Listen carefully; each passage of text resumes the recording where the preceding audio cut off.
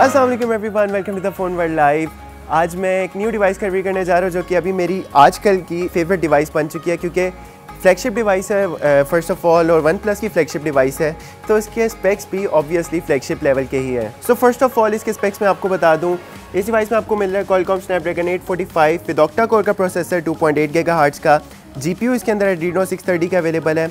Memory इसके अंदर आपको दो वेरिएंट्स मिल रहे हैं, जिनमें से 64 GB और 6 GB रैम के साथ आपको मिल रहा है, and second variant is 128 GB along with 8 GB की रैम। ड्यूल कैमरा सेटअप है, 16 megapixel plus 20 at the back, and on the front इसके अंदर 16 मेगापिक्सल का कैमरा है। डिस्प्ले इस डिवाइस के अंदर एमोलेड डिस्प्ले फुल HD का अवेलेबल है, जिसका रेजोल्यूशन 1080x2280 विद 19:9 की एस्पेक्ट रेशो है। बैटरी इस डिवाइस के अंदर आपको 3300 mAh की मिल रही है, और बॉडी इसकी फ्रंट और बैक ग्लास की है, जबकि साइड इसकी एल्यूमिनियम की फ्रेम है। So viewers, first of all मैं आपको इस डिवाइस के साथ जितना मेरा एक्सपीरियंस रहा है उसके मुताबिक जो मुझे इसके टॉप मोस्ट फेवरेट फीचर्स लगे हैं वो बताता हूँ।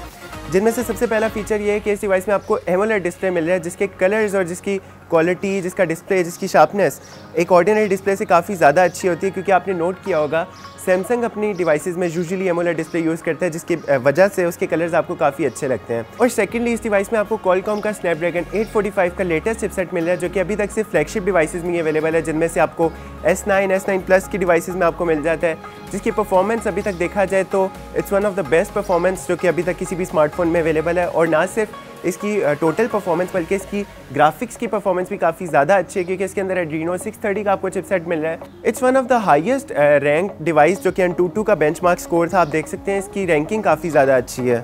और मजीद इस डिवाइस की गेमिंग परफॉर्मेंस आप देख सकेंगे। इस रिव्यू के बिल्कुल एंड में मैं आपको थोड़ा सा गेमिंग का सैंपल दिखा दूंगा। और इसका AnTuTu का 3D टेस्ट भी आप देख सकते हैं कितना स्मूथली चल रहा है, जिसका मतलब ये है कि आप मैंने भी जितना इस डिवाइस को यूज़ किया, मुझे परफॉर्मेंस पॉइंट ऑफ व्यू से तो बिल्कुल ज़ीरो इशू, ज़ीरो लैग, और ना सिर्फ परफॉर्मेंस में बल्कि जब आप मल्टीटास्किंग भी कर रहे होंगे गेमिंग के साथ साथ आप इस डिवाइस को यूज़ करना चाहते हैं, तब भी मुझे इस डिवाइस में कोई भी इशू नहीं फेस करने को मिला। It's one of the fastest face unlock जो कि अभी तक मैंने किसी भी डिवाइस में यूज़ किया है, क्योंकि इसका इवन जब मैं कंपैरिजन कर रहा था Honor 10 के साथ, तो उसका कंपैरिजन वीडियो भी मैं कुछ दिनों में अपलोड करूँगा, वो भी आप देखिएगा। लेकिन इसका फेस अनलॉक की स्पीड का अंदाज़ा आप लगा सकते हैं।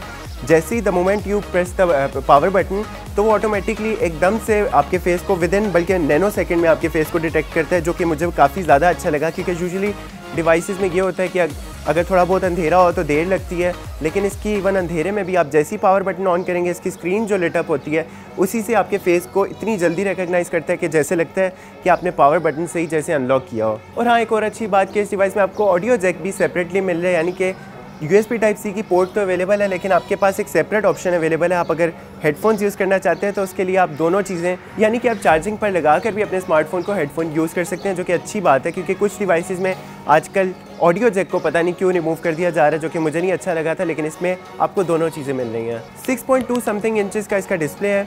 बैक पर आप देख सकते हैं इस डिवाइस के दो कैमराज इसके अवेलेबल है, जिनमें से 16 मेगापिक्सल का और 20 मेगापिक्सल का लेंस है, जिसके साथ इसकी फ्लैश लाइट। और डिवाइस की बैक पर ही आपको इसका फिंगरप्रिंट का सेंसर भी मिल रहा है, जो कि मुझे काफ़ी ज़्यादा तेज़ लगा। और फिंगरप्रिंट सेंसर की स्पीड भी one of the best responding speed है, जो कि विदिन माइक्रो सेकेंड बल्कि नैनो सेकेंड्स में आपका स्मार्टफोन को अनलॉक कर देती है। और टॉप पर आपको एक सेकेंडरी माइक मिल रहा है, जो कि नॉइस कैंसलेशन के लिए काफ़ी हेल्प करता है। बॉटम में आपको USB Type-C की पोर्ट मिल रही है, इसके स्पीकर्स भी मिल रहे हैं, जिसकी वॉल्यूम काफ़ी ज़्यादा मुझे अच्छा लगा है, काफ़ी लाउड है। और इसके साथ ही आपको इसका 3.5 mm का ऑडियो जैक भी मिल रहा है। और इसके साथ ही आपको एक स्विच मिल रहा है, जो कि आपको बाकी वन प्लस डिवाइसेस में भी मिलता है, जिसके थ्रू आप प्रोफाइल चेंज कर सकते हैं। साइलेंट, जनरल, वाइब्रेशन मोड, वो आपको मिल रहा है। जबकि लेफ्ट साइड पर आपको सिम स्लॉट्स मिल रही हैं। इसकी ड्यूल नैनो सिम स्लॉट ये डिवाइस सपोर्ट करती है, लेकिन इसके अंदर एक्सपेंडेबल मेमोरी की ऑप्शन आपके पास अनफॉर्चुनेटली नहीं अवेलेबल। और इसके साथ ही इसकी वॉल्यूम कीज़ भी अवेलेबल है।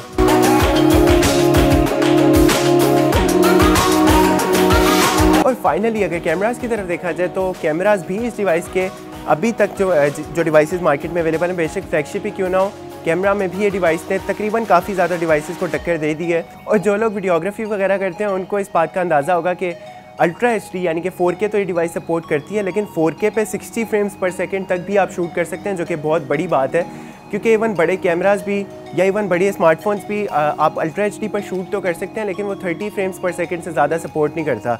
लेकिन इस डिवाइस में आपके पास ऑप्शन अवेलेबल है, आप अल्ट्रा HD पर 60 फ्रेम्स पर भी और 30 फ्रेम्स पर भी शूट कर सकते हैं। बाकी फुल HD पर भी 60 फ्रेम पर सेकंड आपके पास मल्टी ऑप्शन अवेलेबल हैं।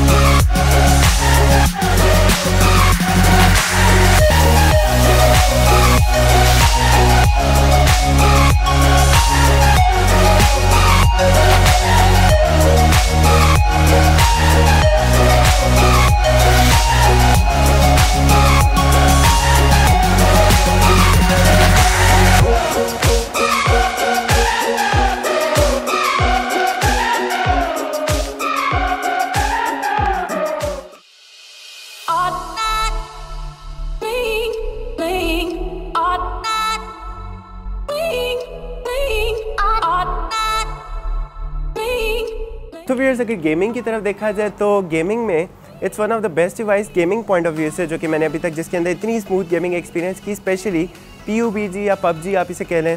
इसकी परफॉर्मेंस भी आप देख सकते हैं, इवन अल्ट्रा HD पर भी जब मैंने स्विच किया था तो फर्स्ट टाइम अल्ट्रा HD पर भी ये डिवाइस चल पड़ी थी, जो कि मैंने अभी तक सिर्फ ये पहली डिवाइस है जिसके अंदर मैंने इतनी स्मूथ गेमिंग एक्सपीरियंस की। और इवन इसके ग्राफिक्स की डिटेलिंग आप देख सकते हैं, शेडोज़ कितने क्लियर हैं, और इवन जो डिटेलिंग है, जो टेक्सचर क्वालिटी है वो भी काफ़ी ज़्यादा क्लियर है। और स्पेशली बड़ा डिस्प्ले होने के साथ साथ आपको PUBG का तो बहुत ज़्यादा मज़ा आएगा। सो व्यूअर्स, ये था OnePlus 6 का डिटेल रिव्यू। उम्मीद है आपको तकरीबन सभी कुछ पता चल गया होगा इस डिवाइस के बारे में, लेकिन still if you have any question regarding the device तो यू कैन आस्क मी, मैं आपको कमेंट्स में रिप्लाई ज़रूर कर दूंगा। और अगर अपना फाइनल ओपिनियन दूँ इस डिवाइस के बारे में तो तकरीबन सारे एस्पेक्ट से मैंने इसके अंदर कॉन ढूंढने की कोशिश की, लेकिन मैं तो फेल हो गया क्योंकि मुझे इस डिवाइस के अंदर कोई भी कॉन ऐसा फील नहीं हुआ। हाँ, इसकी प्राइस थोड़ी सी ज़्यादा ज़रूर है, लेकिन बिलीव मी जब आप इसको खुद यूज़ करके देखेंगे, अगर आप बाकी फ्लैगशिप डिवाइसेस से इसका कंपटीशन अगर इसको कंपेयर करेंगे तब भी आई थिंक ये डिवाइस काफ़ी अच्छे से टक्कर देती है। और क्योंकि स्पेक्स, इसका कैमरा, इसकी गेमिंग और स्पेशली इसकी जो चिपसेट है वो भी बराबर है बाकी फ्लैगशिप डिवाइसेस के, तो I think it's one of the best choice in this price range. तो व्यूअर्स, अगर आप चाहते हैं मैं इसको किसी डिवाइस के साथ कंपेयर करूं, whether it's gaming comparison, whether it's a camera comparison, तो for sure let me know. तो उसके लिए हमारे चैनल को सब्सक्राइब करना मत भूलें, ताकि मैं वो कंपैरिजन वीडियो भी आपकी मर्जी की आगे बना सकूँ और अपलोड कर सकूँ। So stay tuned for more, take care, अल्लाह हाफिज़।